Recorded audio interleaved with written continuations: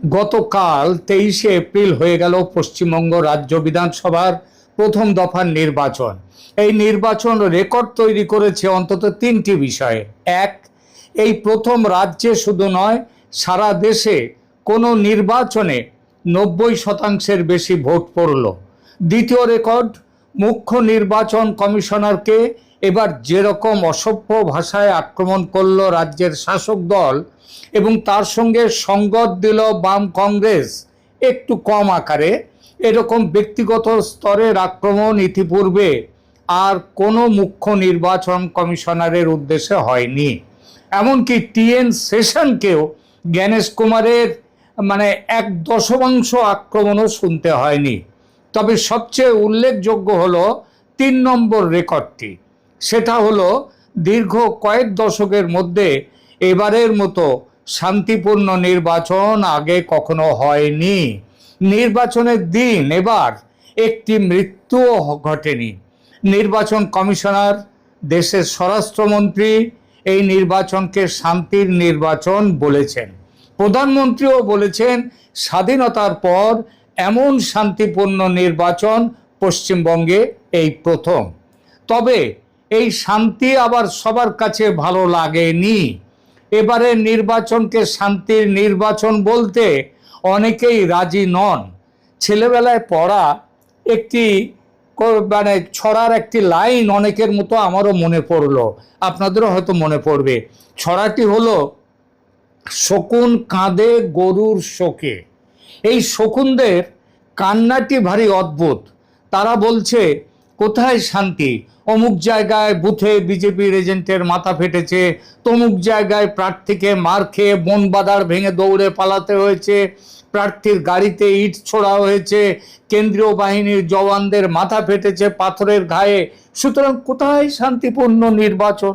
ঠিকই তো, এরা একেবারে স্বর্গ থেকে নেমে এসেছেন। সেই জন্যে রক্তপাত হয়েছে বলেই সেটার মানেই হিংসা হয়েছে। 1 লিটার রক্ত পড়লে 1 ফোঁটা রক্ত পড়লো নাকি 1 গ্যালন রক্ত পড়লো, তাতে কি যায় আসে? রক্ত মানে রক্ত, আর রক্তপাত মানে রক্তপাত। একটা খুন করলেও ফাঁসি, 100 খুন করলেও ফাঁসি। সুতরাং শান্তিপূর্ণ নির্বাচন হয়নি গতকাল। মিথ্যে জ্ঞানেশ কুমারকে নিয়ে যারা নাচানাচি করছে তারা মিথ্যে নাচানাচি। এখানেই উঠে আসে বাংলার সেই অতি পরিচিত আরেকটি প্রবাদ, যারে দেখতে নারী তার চলন বাঁকা। জ্ঞানেশ কুমারকে দেখতে নারী কেন? সূত্রপাত ভোটার লিস্টের SIR বা স্পেশাল ইন্টেনসিভ রিভিশন নিয়ে। মৃত ভোটার, অস্তিত্ববিহীন ভোটার, বেআইনি ভোটার, অনাগরিক ভোটারদের নাম বাদ দিয়ে ভোটার লিস্ট সাফসুতরো করা শুরু হতেই রাজ্যের শাসক দল তৃণমূল কংগ্রেস ঝাঁপিয়ে পড়ল লড়াইতে। কারণ সহজবোধ্য, তাদের অনুমান যে বাংলাদেশি মুসলমানদের নাম বাদ যাবে যারা এখানে এসে রয়েছে। পিসি ভাইপোর 1 নম্বর শত্রু অমনি হয়ে গেলেন জ্ঞানেশ কুমার। জ্ঞানেশ কুমারকে ভ্যানিশ কুমার বলে আক্রমণের পাশাপাশি গাছে বেঁধে পেটানোর নিদানও দেয়া হলো। আরও কত হুমকি, যেমন যেখানেই পালান না কেন দরকার হলে নির্বাচনের পর মাটি খুঁড়ে বের করে দাওয়াই দেওয়ার ঘোষণাও হলো। শুধু কি টিএমসি, দেশের আগমার্কার সতীদের দল CPM পর্যন্ত খড়গহস্ত হয়ে উঠল নির্বাচন কমিশনের উপর। হুঙ্কার দিতে থাকলো, একজন বৈধ ভোটারের একজনের নামও যদি ভোটার লিস্ট থেকে বাদ যায় তাহলে কুরুক্ষেত্র বাদিয়ে দেবেন তারা। এই মহাশয়ের দল যখন রাজ্যের দণ্ডমুণ্ডের মালিক ছিলেন তখন বেছে বেছে বিরোধীদের নাম কাটতেন ভোটার লিস্ট থেকে, ভোট দিতে যাতে কেউ না যেতে পারে। আর তার জন্যে বহুতল বাড়ির গেটে তালা ঝুলিয়ে দিতেন। মজার কথা, এরা সবাই বৈধ ভোটারদের জন্য দাবি করছেন, কিন্তু ভুলেও কেউ বলছেন না যে একজন অবৈধ ভোটারের নাম যেন ভোটার লিস্টে না থাকে। কারণ সেখানে আবার অন্য গল্প, ভোট ব্যাংকের গল্প। কথা হচ্ছিল নির্বাচন শান্তিপূর্ণ হয়েছে কি না, সেটা দেখতে হলে একটু পিছন পানে ফিরতে হয়। আবার আমাদের স্মৃতিশক্তি খুব দুর্বল, তো তাই একটু মনে করে দিচ্ছি তুলনার জন্যে। তুলনা না হলে পরিষ্কার হবে না ছবি। সারা ভারতের মানুষ একটা প্রশ্ন করে এখন, যে পশ্চিমবঙ্গের ভোট মানে কি রক্ত, দখল, ভয়, পাল্টা আক্রমণ আর ভোট পরবর্তী প্রতিশোধ? দীর্ঘদিন ধরে এই প্রশ্নটাই বাংলার গণতন্ত্রকে তাড়া করে এসেছে। কিন্তু 2026-এর ভোটে অন্তত একটা বড় বদলের ইঙ্গিত মিলল।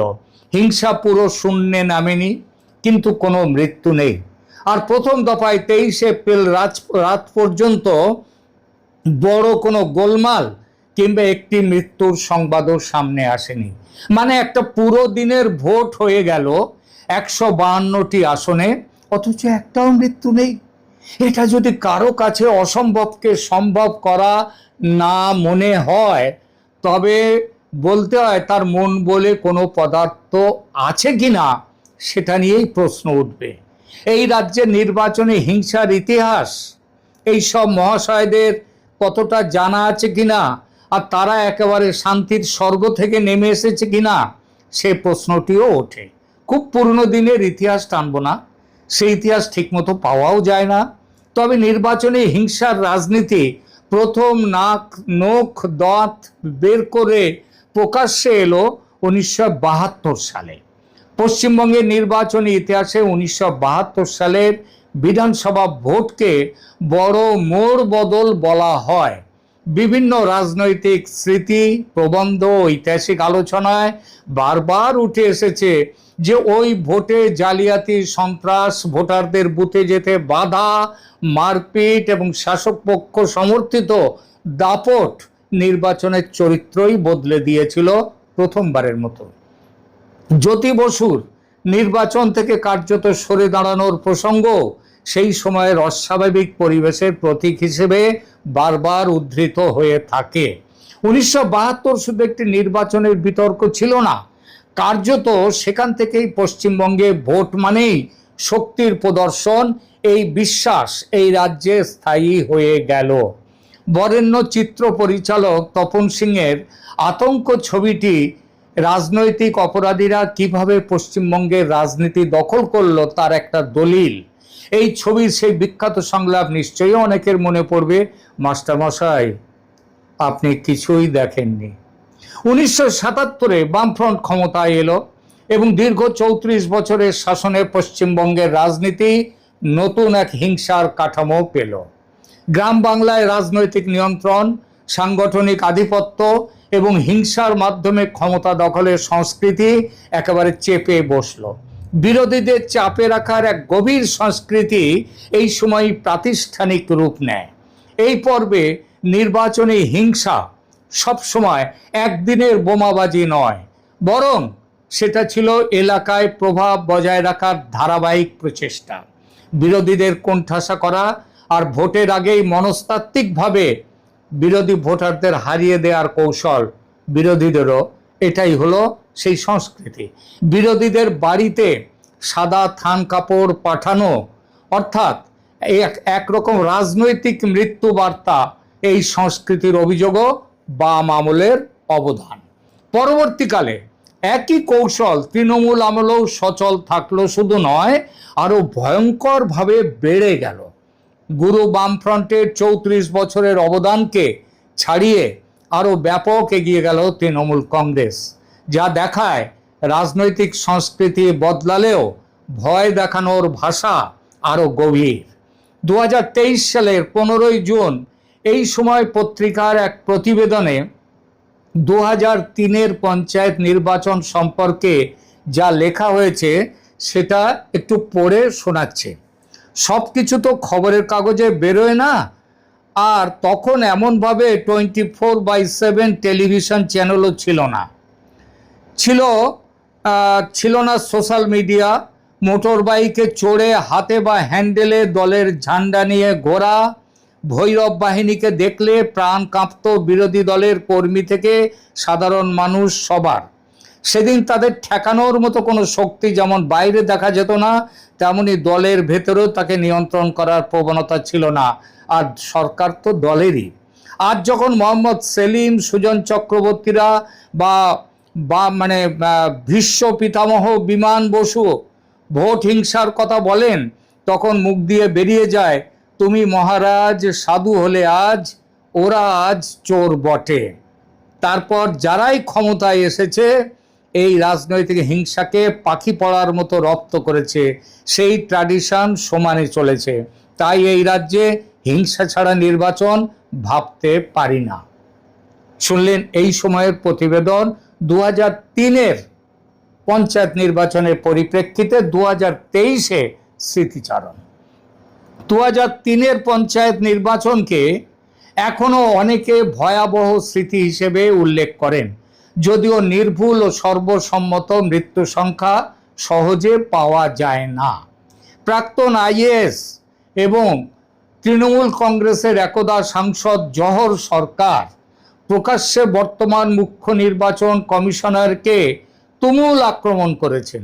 তিনি 2002 সালে, মানে জহর সরকার 2002 সালে যখন শেষ এসআইআর হয় তখন নির্বাচন কমিশনার ছিলেন। তিনি বলেছেন 2002-এ কাউকে ভীত সন্ত্রস্ত করিনি, কেউ বুঝতেই পারেনি তখন, মানে এসআইআর যে হচ্ছে সেটা কেউ বুঝতে পারেনি। এবার স্নায়ুর চাপ তৈরি করা হচ্ছে। তাকে পাল্টা বলি যে কেন চাপটা তৈরি হচ্ছে সেটা একটু ভাবুন, ভাবলে পেয়ে যাবেন। সেবার কি এসআইআর আদৌ হয়েছিল? হয়ে থাকলে মমতা ব্যানার্জি তার পরপরই ভোটার তালিকায় অবৈধ বাংলাদেশিরা আছে এই অভিযোগ তুলে কেন কাগজপত্র ছুঁড়ে মেরেছিলেন লোকসভার স্পিকারকে? আসলে জহরবাবু, আপনারা কাজের কাজ মানে উনি আবার এসআইআর বলেন না, বলেন ইন্টেন্সিভ রিভিশন, স্পেশাল কথাতে তার নাকি ভীষণ আপত্তি। তো আপনারা কাজের কাজ সেদিন কিছুই করেননি বলে ও রোগ তারপরে গত 24 বছরে এত বেড়েছে। আর সেজন্যই ওষুধের ডোজ এত কড়া দিতে হচ্ছে এখন, বুঝলেন?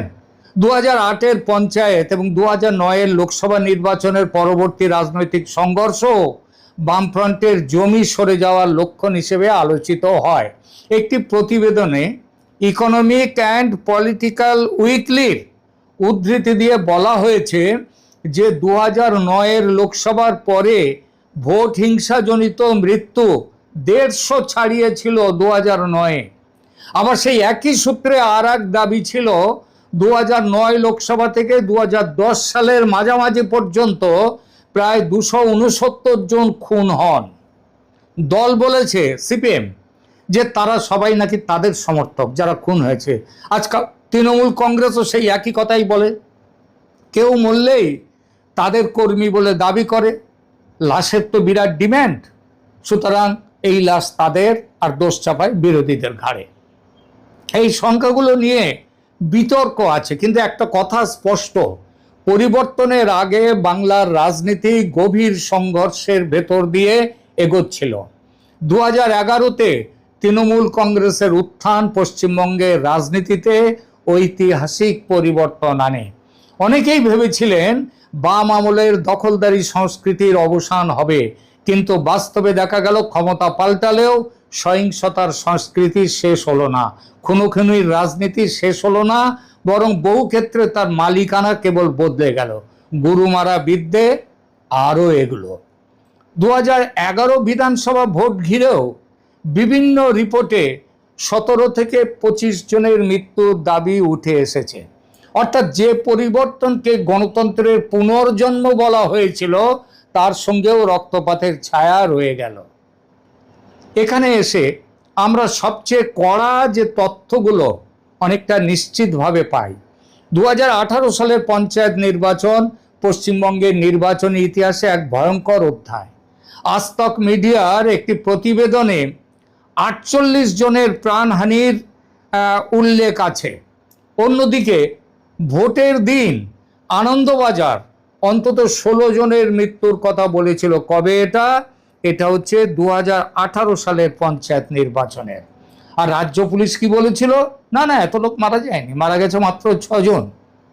অর্থাৎ উৎসভেদে বড় ফারাক থাকলেও এটা নিয়ে কোনো সন্দেহ নেই যে 2018 ছিল রক্তাক্ত। তারপরে এলো 2021 সালের বিধানসভা ভোট। এসিএলইডি ভিত্তিক এক বিশ্লেষণে বলা হয় ওই ভোটকে ঘিরে 300টি সহিংস ঘটনা এবং ভয়ঙ্কর রকমের সহিংস ঘটনা এবং 58টা মৃত্যু ঘটেছিল। একই বিশ্লেষণে 2রা মে ওই 2021-এ ফল ঘোষণার সময় পর্যন্ত 31টি মৃত্যু নথিভুক্ত ছিল বলেও উল্লেখ আছে। অন্যদিকে অন্য এক ফ্যাক্ট ফাইন্ডিং রিপোর্টে 300 নয় 1300টি বড়সড় হিংসার ঘটনা এবং ওই একই সংখ্যক মৃত্যুর দাবি, মানে 17টি মৃত্যুর দাবি করা হয়েছিল। বিবিসি আবার ফল ঘোষণার পরবর্তী সহিংসতায়, মানে ফল ঘোষণার পরে অন্তত 10 জনের মৃত্যুর কথা জানিয়েছিল। মানেটা কি দাঁড়ালো? এটা দাঁড়ালো যে পশ্চিমবঙ্গে নির্বাচনী সহিংসতার হিসেব শুধু সংখ্যার প্রশ্ন নয়, এখানে সংজ্ঞার প্রশ্নও আছে।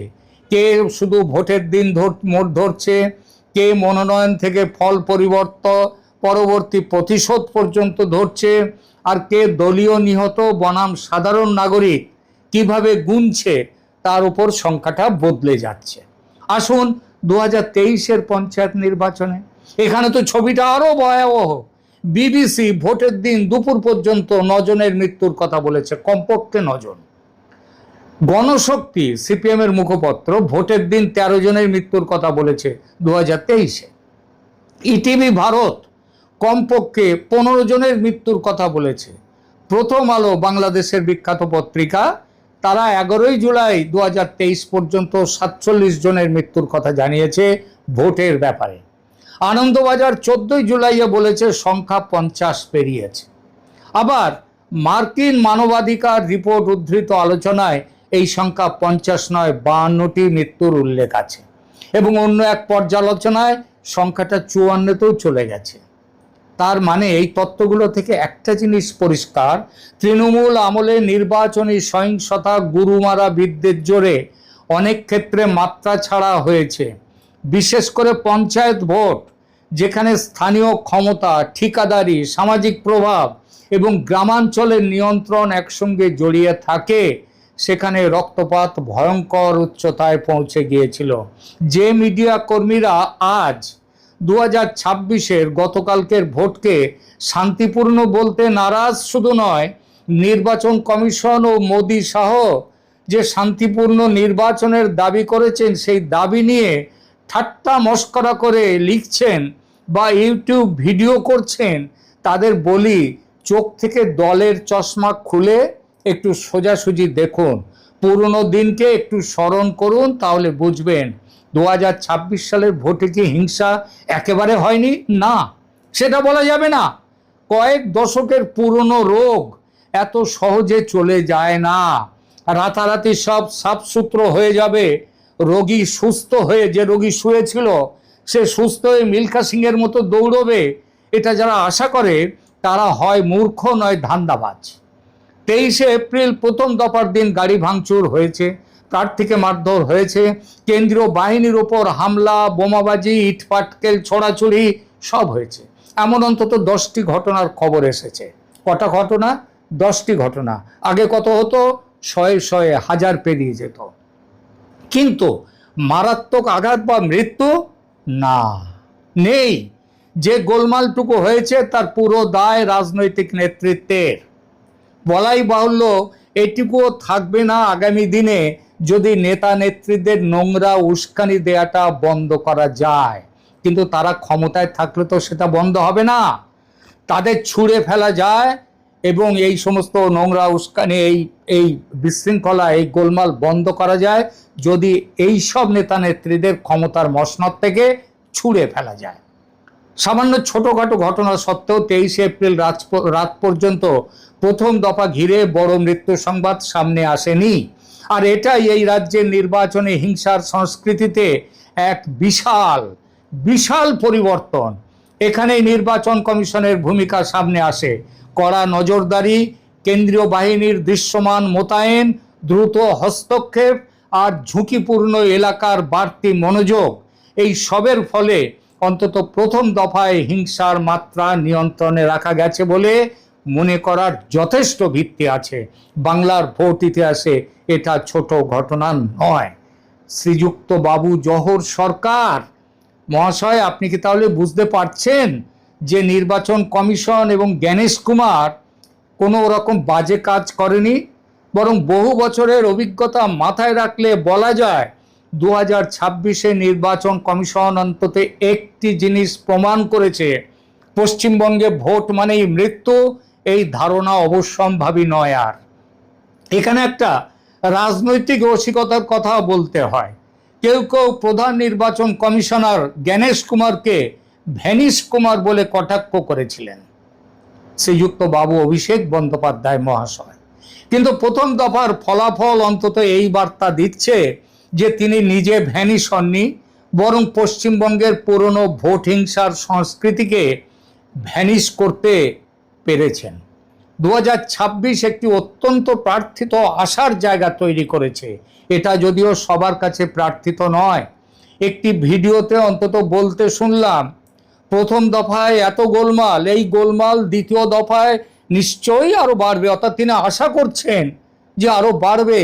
আর দ্বিতীয় দফায় যদি এক একটা মৃত্যু ভগবানের কৃপায় ঘটে যায়, মৃত্যুর ঘটনা, তবে লাশের রাজনীতির পৃষ্ঠপোষক নেতা ও মিডিয়া আনন্দে হাততালি দেবেন, কারণ লাশের সংস্কৃতির মূল এই রাজ্যের বড় গভীরে। আর 5 দিনের মাথায় দ্বিতীয় দফা, কি হবে সেদিন ভবিষ্যৎ জানে। তবে আজ এই মুহূর্ত পর্যন্ত যা পারফরম্যান্স নির্বাচন কমিশনের, তার জন্যে মুখ্য নির্বাচন কমিশনার ও তার সহযোগী কমিশনারদের উদ্দেশ্যে একটা স্যালুট দিতেই হয়, বলতেই হয় ধন্যবাদ আপনাদের। কোনো মায়ের কোল আপনারা গতকাল এই ভোটে অন্তত খালি হতে দেননি। ধন্যবাদ।